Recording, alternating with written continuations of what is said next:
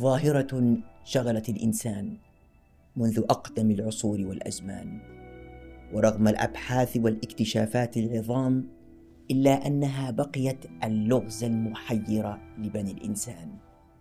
يقول عنها الغزالي: اعلم أن للقلب بابين للعلوم، واحد لعالم اليقظة والثاني لعالم الأحلام، وما يبصر بين النوم واليقظة أولى بالمعرفة مما يبصر بالحواس، إنه عالم الأحلام.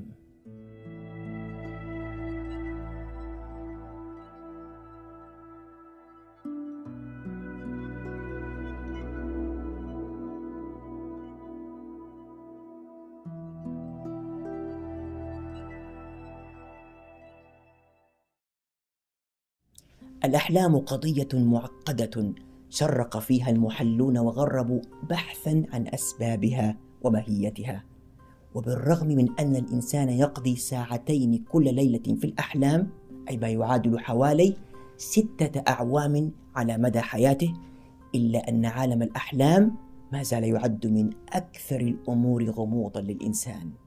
فلنبدأ بالسؤال: لماذا نحلم؟ وما الذي يحدث في الدماغ أثناء الحلم؟ في عام 1952 للميلاد حدث أمر مذهل، فقد وجد باحثون في جامعة شيكاغو أن هناك نشاطا كهربائيا فريدا يحدث في الدماغ في مرحلة معينة من النوم، وعندما يوقظ النائمون في هذه المرحلة فإنهم يؤكدون وعلى الدوام أنهم كانوا يحلمون ويتذكرون أحلامهم جيدة. ووجد خلال هذه المرحلة كذلك أن مقل العينين تتحرك بشكل سريع تحت الجفون وفي كل الاتجاهات، وسميت مرحلة حركة العين السريعة. وفي هذه المرحلة تحدث أمور غريبة، فقد وجد أن نشاط الدماغ الكهربائي خلالها مشابه لنشاط الدماغ أثناء اليقظة، ولذلك أعطي اسم ظاهرة النوم المتناقض. فالدماغ يقظ لكن الجسد في حالة شلل كامل أشبه ما يكون بالميت، وسبب ذلك توقف الدماغ عن إفراز بعض المواد الكيميائية داخله كالنورابينفرين والسيروتونين والهستامين، مما يسبب الشلل الكامل لعضلات الجسم، كأن الإنسان خرج من جسده. وهذا يفسر قدرة الإنسان أثناء الحلم على الطيران والركض بسرعة خارقة أو محاربة الوحوش. هناك العديد من النظريات الشائعة التي تحاول تفسير سبب الأحلام، منها ما اعتبره البعض رغبات مكبوتة يترجمها العقل الباطن على شكل صور ومشاهد غير مترابطة، وهذا ما ذهب إليه فرويد وغيره. ولكن ثمة نظريات أكثر مصداقية، لأنها تستند على تجارب مكثفة وبراهين علمية، كلها تؤكد أن الحلم حلقة مكملة للإدراك الحسي والفكر الواعي التحليلي. فالدراسات تؤكد أن الدماغ أثناء النوم لا ينقطع عن التفكير الواعي النشط في الأمور الحياتية كما كنا نظن سابقا، والفرق هنا أن الدماغ يتعامل مع الأفكار بطريقة مختلفة. إن العقل الواعي يستطيع أن يتعامل مع 20 إلى 40 بت في الثانية فقط، والبت هو أصغر وحدة قياس في الحاسب الآلي، في حين أن العقل اللاواعي يستطيع أن يتعامل مع 20 مليون بت في الثانية الواحدة. وأثناء النوم يتحرر العقل اللاواعي من وصاية العقل الواعي، وبقدرته الفائقة على تجميع المعلومات أثناء اليوم وملاحظة أدق التفاصيل، وبسرعته الفائقة على التحليل يحاول العقل اللاواعي أن يعين العقل الواعي أثناء النوم، فيقدم له حلولا مبدعة لمسائل استعصت عليه، أو يحذره من أمور قد غابت عنه. وهذا يفسر مئات الاختراعات والابتكارات والاكتشافات الإنسانية التي توصل إليها الإنسان بعقله اللاواعي أثناء النوم، بعد أن عجز عقله الواعي أن يفعل ذلك أثناء اليقظة. وهذا ما حدث لإلياس هو مخترع ماكينة الخياطة في القرن 18، فعندما عجز عن تحديد موضع الفتحة في الإبرة لأيام، حلم ذات ليلة بأشخاص يرمون رماحا، ولكل رمح فتحة في أعلاه على شكل العين، فاستيقظ وأدرك المكان الصحيح لوجود الفتحة في إبرة الخياطة. وكذلك الحال بالنسبة للفيزيولوجي الألماني أوتو لوي الذي فاز بجائزة نوبل للطب عام 1936 بعد أن رأى في المنام كيفية النقل الكيميائي للإشارات العصبية بعد عجزه عن فك اللغز في معمله على مدار 17 عاما. وكذلك الحال باكتشاف الإنسولين عام 1921 بحلم رآه فريدريك بانتينغ وفاز بجائزة نوبل.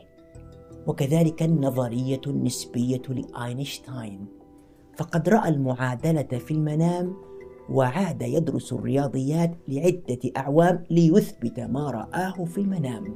وكذلك اكتشاف البيروني لمحيط الأرض وغيرهم كثيرون. إن النوم بشكل عام يساعد الإنسان على حل المسائل المعقدة، ففي إحدى الدراسات عام 2004 تم تقسيم المشاركين عشوائيا إلى مجموعتين لحل لغز أو معضلة رياضية، فوجدوا أن المجموعة التي سمح لها أن تأخذ قيلولة في منتصف المسابقة استطاعوا أن يحلوا اللغز بنسبة 60%، مقارنة بالمجموعة الثانية التي استمرت بدون قيلولة وكانت نسبة نجاحهم 25% فقط. تصبح الأحلام مفتاح الإبداع وإيجاد الحلول، لكنها تقدم الحلول على شكل رموز بدلاً من أن تجعل الحالم يفكر في طريقة الوصول إلى الحل. وعلى هذا الأساس تعتبر الأحلام مفتاح الإلهام والإبداع. وبعض النظريات تعتقد أن الأحلام تجهزنا لمواجهة المخاطر والتهديدات، وأنها في مضمونها تحمل رسائل هامة، من لا يحترمها قد يخاطر بمستقبله، وهذا يفسر الكثير من المشاعر السلبية السائدة أثناء الأحلام. فالدماغ أثناء النوم يقوم بمحاكاة الخطر أو القلق الذي يهدد الإنسان في حياته، والذي يحاول العقل الواعي أن يتجاهله، فيفرضه عليه العقل اللاواعي في المنام ليحذره ويهيئه ويجعله أكثر استعدادا لمواجهة هذا الخطر في عالم الواقع.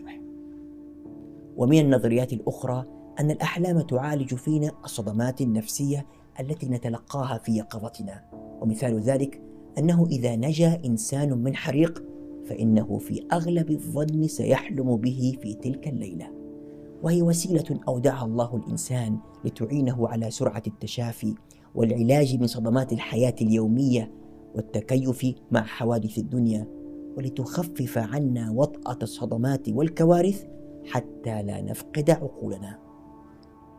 وهناك نظرية ترى أن النوم والأحلام يقومان بوظيفة ترتيب وتنظيم الملفات في الدماغ وطرد المعلومات التي لا معنى لها، أي بمثابة تنظيف بنك المعلومات في الدماغ، وفيه يتم تنظيم الذاكرة وتقوية الروابط بين المعلومات التي قد نحتاجها مستقبلا، والتخلص من الذكريات غير المفيدة حتى لا يزدحم الدماغ.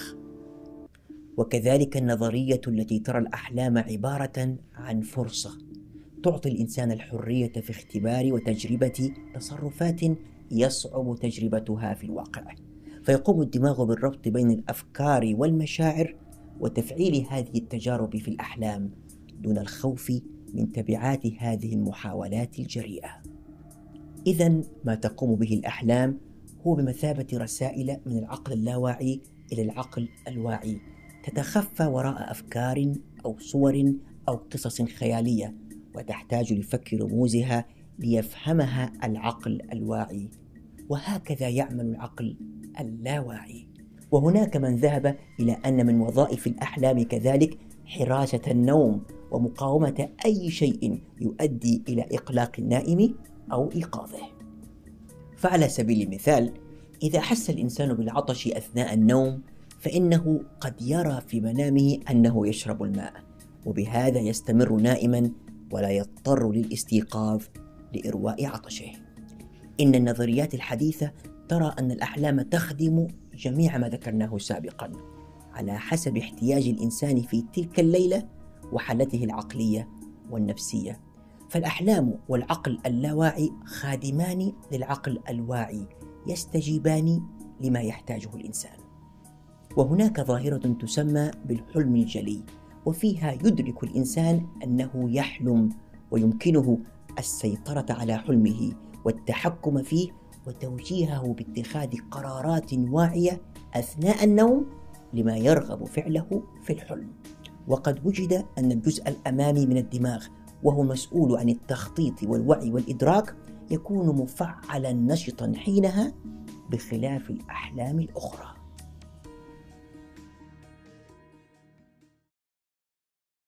ينظر الإسلام إلى الأحلام على أنها 3 أشكال. قال صلى الله عليه وسلم: إذا اقترب الزمان لم تكد رؤيا المسلم تكذب، وأصدقكم رؤيا أصدقكم حديثا. ورؤيا المسلم جزء من 45 جزءا من النبوة. فالرؤيا 3: فرؤيا الصالحة بشرى من الله، ورؤيا تحزين من الشيطان، ورؤيا مما يحدث المرء نفسه. فإن رأى أحدكم ما يكره فليقم فليصلي ولا يحدث بها الناس. وقد بدأت علاقة النبي صلى الله عليه وسلم بالرؤى في مرحلة مبكرة من عمره، فكانت أولى علامات صدق نبوته وبعثته. قالت السيدة عائشة رضي الله عنها وأرضاها: أول ما بدأ به رسول الله صلى الله عليه وسلم من الوحي الرؤيا الصادقة في النوم، فكان لا يرى رؤيا إلا جاءت مثل فلق الصبح. وقد كان النبي صلى الله عليه وسلم حريصا على الاستماع لما يراه أصحابه في منامهم، وكان يكثر من سؤالهم خاصة بعد صلاة الفجر. ومنها تلك الرؤى المشهورة التي ذكرت فيها كلمات الأذان. وقد اهتم العلماء العرب المسلمون بالرؤى وتفسيرها، وأصبح ذلك علما بحد ذاته عند بعض المفسرين مثل محمد بن سيرين. وعلم تفسير الأحلام ليس علما مكتسبا، وإنما موهبة وملكة يجعلها الله في قلب من يشاء من عباده، وهي تعتمد على مجموعة خصال يرزقها الله المفسر، كالفراسة والذكاء والنظر في حال الرائي، فهو للإلهام أقرب منه للعلم. ومن الخطورة بمكان أن يطلب صاحب الرؤيا تفسيرا لرؤياه من أي من كان. وقد يختلف تعبير الرؤيا نفسها من شخص لآخر بناء على القرائن التي تصحب هذه الرؤيا، فلا يمكن الاعتماد على كتب تفسير الأحلام بشكل مطلق. ما أن يضع الإنسان جنبه على الفراش ويخضع لسلطان النوم حتى تنطلق روحه لتجوب عالما آخر يختلف بحدوده ومقاييسه وطبيعته عن عالم اليقظة، فتسقط حواجز الزمان والمكان، فالعين ترى والأذن تسمع واللسان ينطق، لكن الجسد ساكن أشبه بحالة الممات.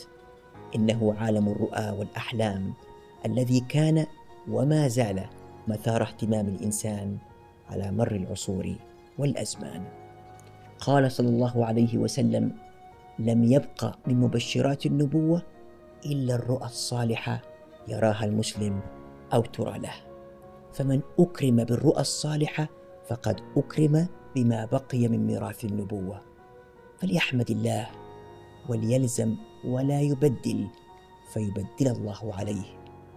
وصدق العليم الخبير إذ قال: إن الله لا يغير ما بقوم حتى يغيروا ما بأنفسهم.